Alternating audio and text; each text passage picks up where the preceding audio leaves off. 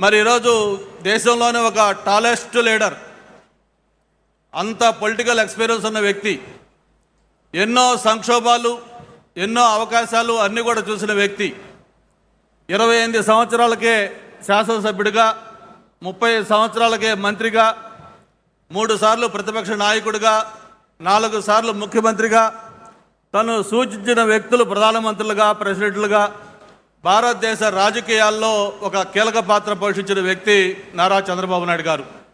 ఆయన ఏంటో ఈరోజు మనం కొత్తగా చెప్పుకోనవసరం లేదు. ఎవరైనా ఉమ్మడి ఆంధ్రప్రదేశ్లో హైదరాబాద్ నగరానికి వెళ్తే ప్రతి ప్రాంతంలో, ప్రతి చోట కూడా చంద్రబాబు నాయుడు గారి ముద్ర స్పష్టంగా కనిపిస్తూ ఉంటుంది.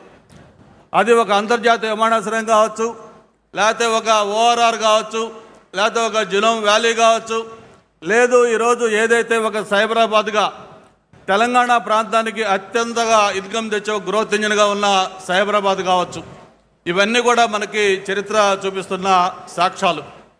మరి నాకు తెలిసిన చాలామంది మిత్రులు అడుగుతూ ఉన్నారు, ఏంటి ఆంధ్రప్రదేశ్లో ఈ లాస్ట్ 20 monthsలో చేంజ్ ఏమవుతుంది, ఎందుకు ఈ మార్పు జరుగుతూ ఉంది?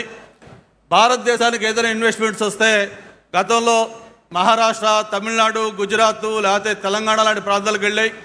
కొత్తగా ఎందుకు ఈ 20 నెలల్లో ఎవరన్నా వస్తే ఆంధ్రప్రదేశ్ చూస్తున్నారంటే ఇక్కడ జరిగిన మార్పు 20 నెలల్లో ఒక్కటే.